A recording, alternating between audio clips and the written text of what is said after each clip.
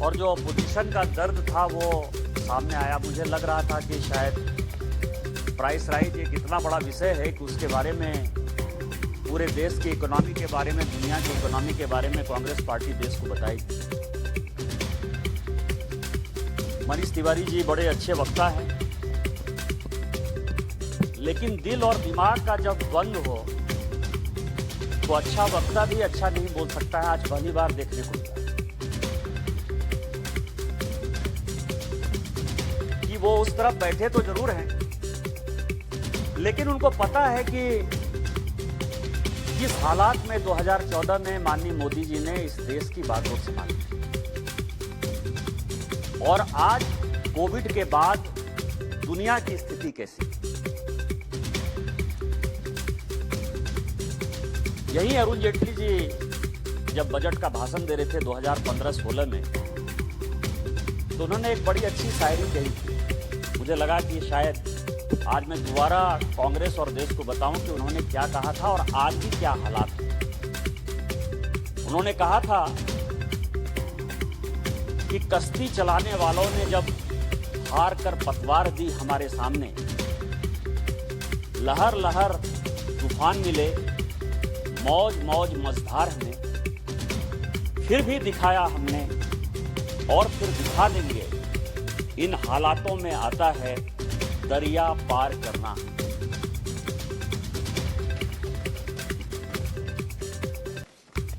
कल मैं अपने क्षेत्र में था सभापति महोदय,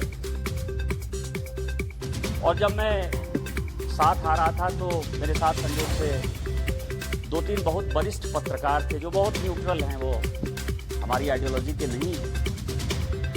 तो मैंने कल उनको कहा कि शायद लगता है कि पार्लियामेंट कल चलेगा, प्राइस राइज पर चर्चा है। तो उन्होंने मुझे कहा कि ये प्राइस राइज की चर्चा नहीं है, ये बेटे को राइज कराने का चक्कर है।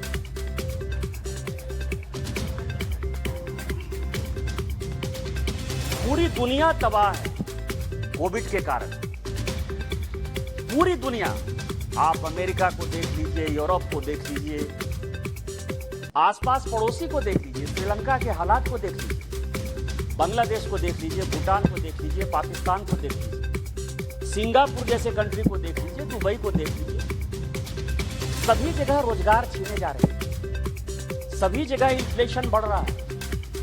चाइना में तो जो उड़ती उड़ती खबरें आ रही हैं कि वहां जो है बैंकों के सामने टैंक लगे हुए हैं, और उस हालात में यदि हमारे यहां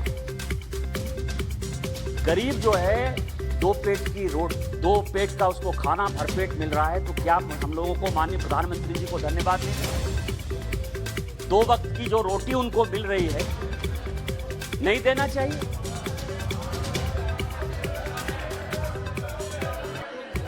इसी पार्लियामेंट में सभापति महोदय, हम और आप तो सांसद थे, प्रत्येक सेशन में हम लोग किसानों की आत्महत्या का मुद्दा उठाते थे कि नहीं उठाते थे। आज पिछले 8 साल में एक भी चर्चा अपोजिशन ने किसानों की आत्महत्या का किया है? यदि नहीं किया है तो इसका मतलब कि किसान आत्महत्या नहीं कर रहे हैं।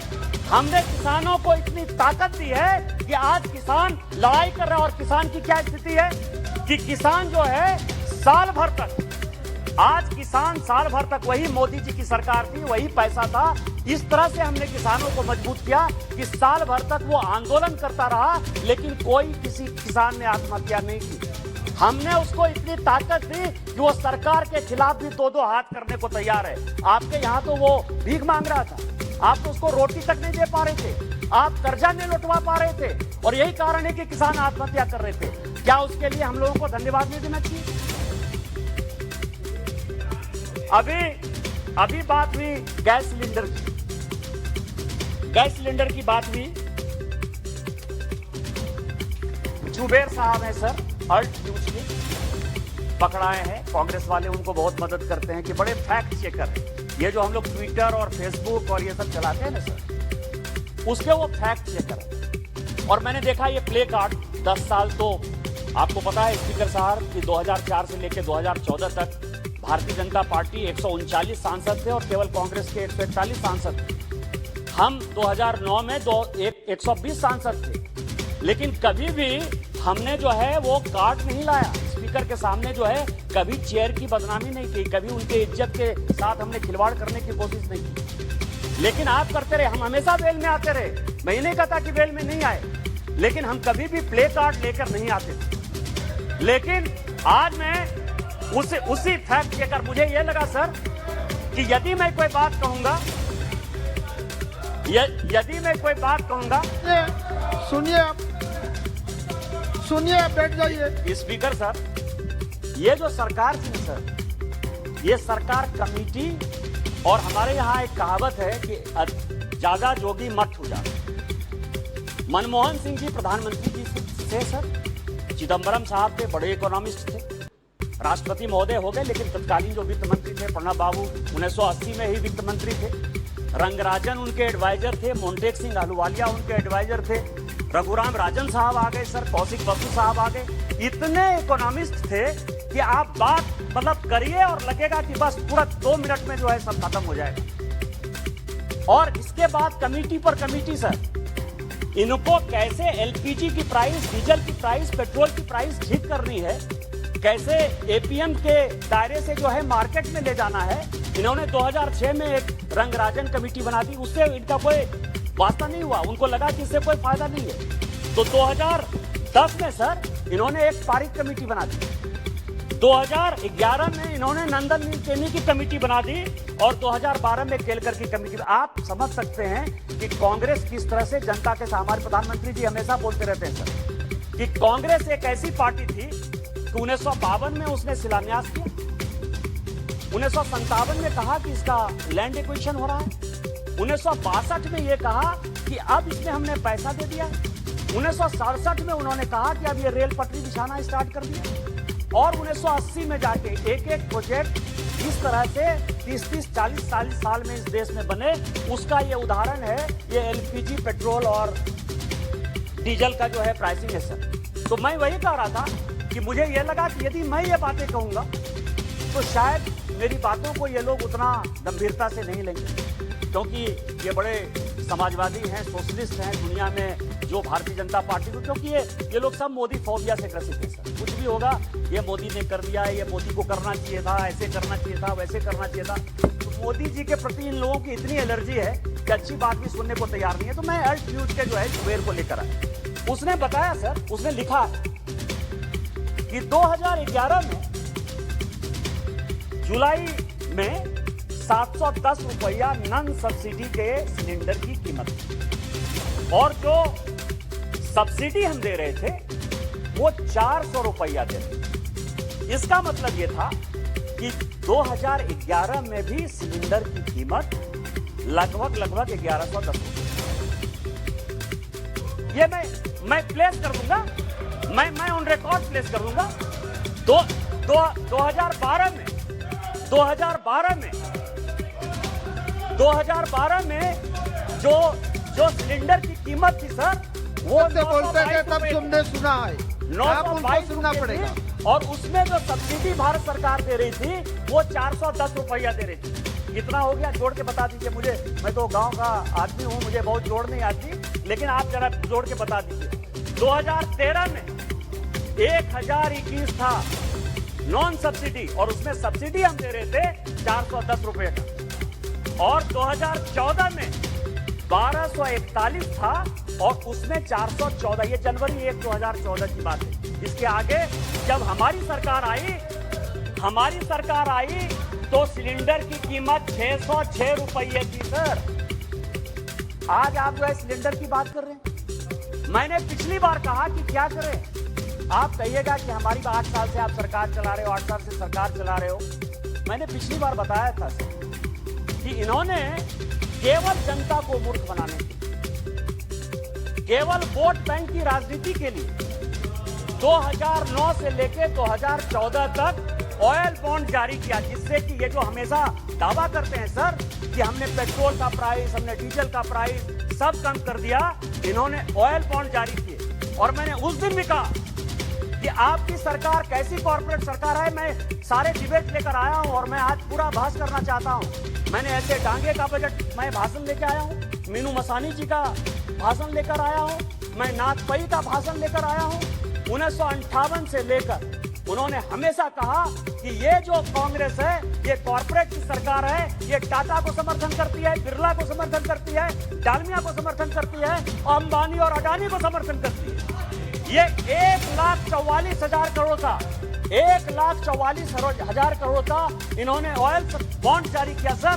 और आज 2020 के बाद से भारत सरकार को 10 साल का बॉन्ड था वो 2011 के बाद जितने भी हुए, आज आप समझिए कि हम लोगों को लगभग 3.5 लाख करोड़ 1,44,000 करोड़ जनता को गुमराह करने के लिए, बचाने के लिए कि हम पेट्रोल डीजल और एलपीजी का प्राइस कम कर रहे हैं, आज 3.5 लाख करोड़ भारत सरकार को लौटाना पड़ रहा है, क्योंकि सरकार कंटिन्यूटी है। और वो सभी बड़े कॉर्पोरेट हैं जिन्होंने ऑयल बॉन्ड लिया है, वो सारे बड़े कॉर्पोरेट हैं। और मैं कांग्रेस के सभी मित्रों को चैलेंज करना चाहता हूं कि वो अपने मनमोहन सिंह जी हैं, सोनिया जी यूपीए की चेयरमैन है, उनसे पूछें कि किस अमीर को आपने फायदा पहुंचाने के लिए देश के लोगों को इस तरह से गुमराह किया, देश के लोगों के साथ धोखा किया। प्रत्येक साल भारत सरकार को 20 से 25,000 करोड़ रुपया लौटाना पड़ रहा है। सर, फूड प्राइस की बात हो रही है, अच्छा है। एक तरफ ये लोग कहते हैं कि किसानों की आय दुगनी होनी चाहिए, जिसके लिए अभी एमएसपी की कमेटी बनी है सर। हमारी सरकार ने एमएसपी की कमेटी बनाई और हमारी सरकार कमिटेड है कि हम आपको जो एमएसपी है वो दुगुना, कैसे आपकी आय दुगुनी होगी, उसके लिए लगातार प्रयास हो रहा है। लेकिन कोविड के बाद पूरी दुनिया के क्या हालात है सर? पूरी दुनिया का हालात ये है, आप ये समझे सर कि आज वर्ल्ड बैंक पूरा का पूरा, मतलब किस तरह से पूरी दुनिया के हालात हैं, मैं आपको बता रहा हूं सर कि जो इनकी स्थिति थी, जो प्लानिंग प्रोसेस था इनका सर, 1950 से जीडीपी की बात कर रहे थे मनीष तिवारी, 1950 से लेके 1990 तक हमारी जीडीपी, कांग्रेस ही मैक्सिमम सरकार में रही ना 1950 से लेकर 1990 तक, कि नहीं कोई दूसरी पार्टी नहीं, केवल 2 साल 2.5 साल छोड़ दीजिए, वो भी मोरारजी भाई को छोड़कर, उसके अलावा तो कोई और हमारी तरफ से कोई प्रधानमंत्री नहीं हुआ, हमने कोई शासन नहीं चलाया। जीडीपी 3.5%, मैक्सिमम 4% तक गया। और आप ये समझें कि उस समय भी जो सहारा जैसी कंट्री थी, जो छोटी छोटी कंट्री थी सर, उसका जीडीपी ग्रोथ 5.5%। वहां से मुकाबला करके जब हम आए आज कोविड के बाद, दुनिया में प्राइस जो है, प्राइस की तो बात छोड़िए, प्राइस इन्फ्लेशन जो बढ़ रहा है उसके बारे में मैं बताऊंगा, लेकिन व्हीट का प्रोडक्शन 1% घट गया पूरी दुनिया में। ये सदन को और पूरे देश को जानने की आवश्यकता है कि क्यों प्राइस बढ़ रहा है। 1% प्रोडक्शन व्हीट का कम हो गया, 0.5% जो है पूरे दुनिया का राइस का प्रोडक्शन कम हो गया, शुगर का प्रोडक्शन कम हो गया। आज यूक्रेन वार के कारण, यूक्रेन और रसिया वार के कारण, आपको आश्चर्य होगा स्पीकर महोदय कि यूक्रेन और रसिया इस दुनिया का 1/3 जो गेहूं है वो सप्लाई करता है। 75% जो सनफ्लावर ऑयल है वो यूक्रेन और रसिया सप्लाई करता है। क्या हमने यूक्रेन वार ला दी? क्या हमने पूरी दुनिया के किसानों को कहा कि आप प्रोडक्शन कम करो? उसके बावजूद भी हमारे प्रधानमंत्री यदि 80 करोड़ गरीबों को फ्री का खाना दे रहे हैं, फ्री फंड का खाना दे रहे हैं, तो क्या हम बधाई के पात्र नहीं है? क्या हमको प्रधानमंत्री जी को बधाई नहीं देना चाहिए?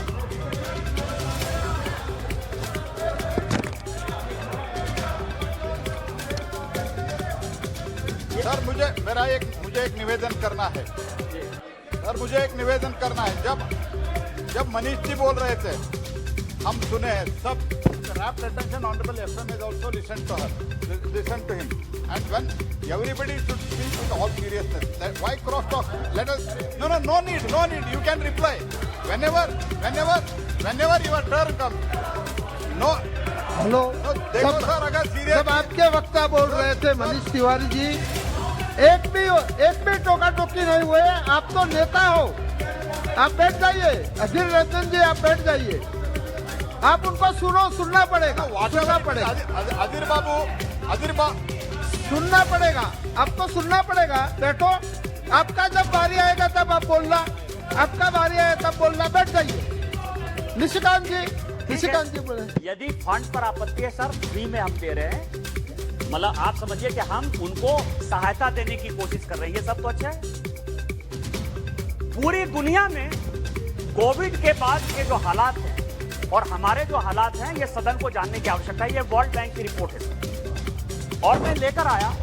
आप ये देखें कि वर्ल्ड बैंक ने फूड सिक्योरिटी के लिए इजिप्ट जैसे कंट्री को, इजिप्ट बड़ा कंट्री है सर, उसको 500 मिलियन इमरजेंसी फंड दिया है, $500 मिलियन का इमरजेंसी फंड दिया है।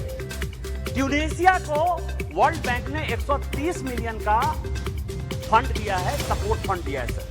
2.3 बिलियन उसने सदर्न अफ्रीका को दिया है। बांग्लादेश जैसे कंट्री को 87.8 मिलियन दिया है, ये सब फूड सिक्योरिटी के लिए दिया है।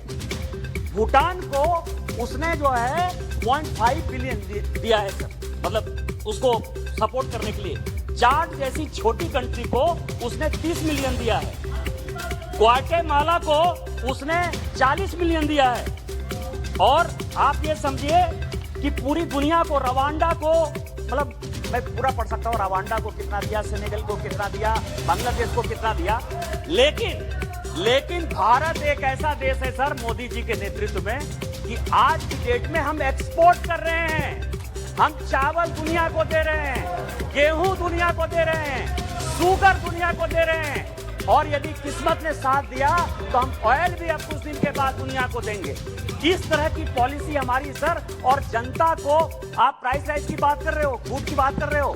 मैं अभी देख रहा था कि मार्च 2022 में जो है टमाटर का दाम कितना था, आलू का दाम कितना था, और आज जुलाई में टमाटर और आलू का दाम कितना है।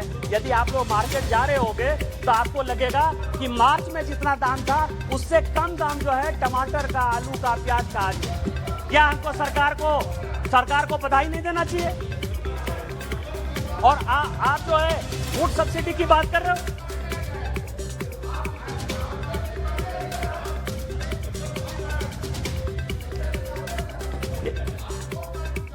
हेलो, बीच में आप अपनी टिप्पणी मत कीजिए। अपना जब समय आए तब बोलना। क्या है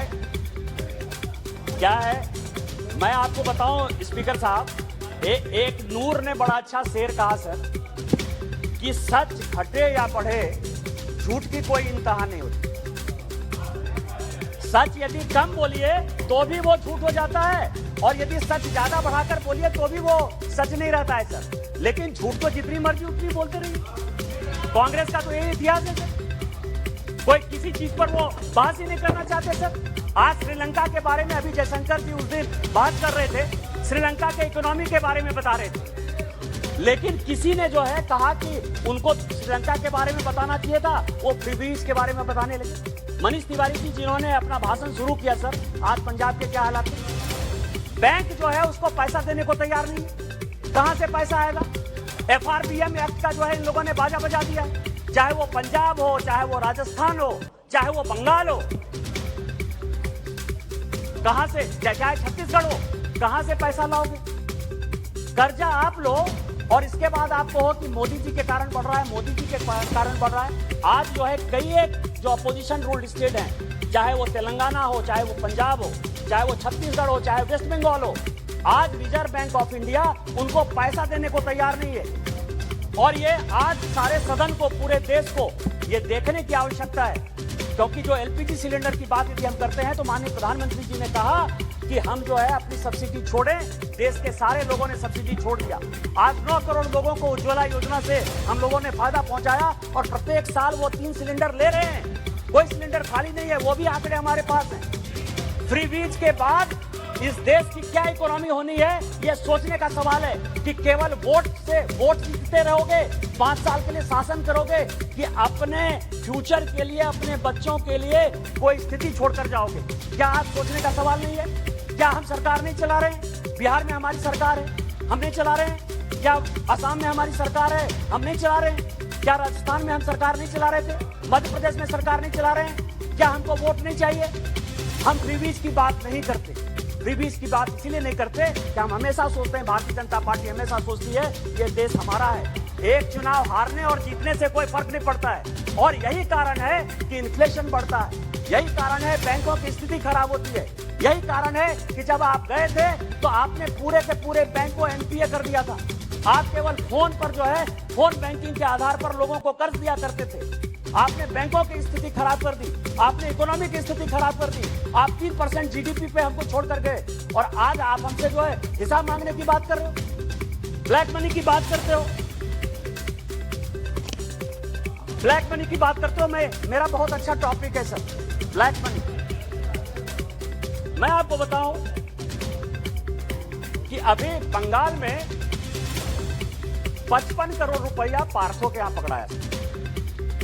वो कह रहे हैं कि मेरा नहीं है, मैं आप ही की बात कर रहा हूं। 55 करोड़ रुपया कहीं किसी के घर में पकड़ा गया सर, पार्थो या उनके दोस्त के घर में।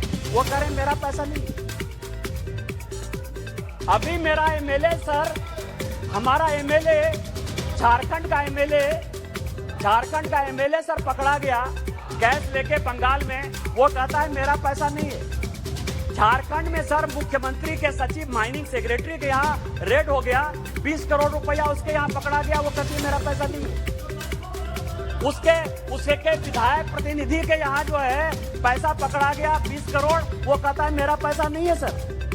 इसी पार्लियामेंट में कांग्रेस का इतिहास क्या रहा है सर? वो ब्लैक मनी की बात करते हैं क्योंकि ब्लैक मनी सबसे ज्यादा उनके पास है। सरकार बचाने के लिए इसी पार्लियामेंट में नरसिम्हा राव की सरकार में हमारे ही झारखंड के शिबू सोरेन जी, सूरज मंडल जी, शैलेंद्र महतो जी, साइमन मरांडी जी, सबको जो है पैसा दिया गया और सबके पैसे बैंक अकाउंट में पकड़े गए। ब्लैक मनी याद करो। इसी 2008 में अडवाणी जी इसी सेशन में, इसी सदन में आए सर पैसा लेके कि आप हमारे एमपी को खरीद रहे हो, पैसे से खरीद रहे हो। पैसा जमा करो आप, वोटिंग करो आप, वो फोर्स का पैसा पोत्रोची लेके भाग जाए आपके समय में, कमीशन करो आप, मुंद्रा कांड करो आप, और पैसा किससे? ब्लैक मनी का हिसाब मांगो हमसे। सुखराम आपके मंत्री थे, उनके घर में 3 करोड़ रुपया पकड़ा गया। इतना कैश यदि कांग्रेस के नेताओं के पास और उनके यूपीए के पास रहता है, किस मुंह से ब्लैक मनी की बात करते हो? किस मुंह से ब्लैक मनी लाने की बात करते हो? स्विट्जरलैंड के साथ एग्रीमेंट साइन करो आप, स्विट्जरलैंड के साथ 2011 में एग्रीमेंट साइन करो आप और कहो कि 2016 से आप समझ में आएगा। इसके बाद आप ब्लैक मनी की बात करते हो, आप फिस्कल डेफिसिट की बात करते हो। फिस्कल डेफिसिट क्या है? आप ये समझिए 1950 से लेके 1990 तक देश की स्थिति 1950 से लेके 1965 तक बहुत अच्छी चल रही थी। 65 के समय जीडीपी का केवल 4% हम बाहर से कर्ज ले रहे थे। 65 के बाद इस कांग्रेस ने उसकी पूरी दिशा और दशा बदल दी सर। और इसके बाद ये कर्ज जो बाहर से जो कर्जा है, आज जो कहते हैं कि कैश टू जीडीपी रेशियो क्या हो गया, कर्ज का रेशियो जो है हमारे जीडीपी के साथ कैसे हो गया, पॉलिसी किसने बदली?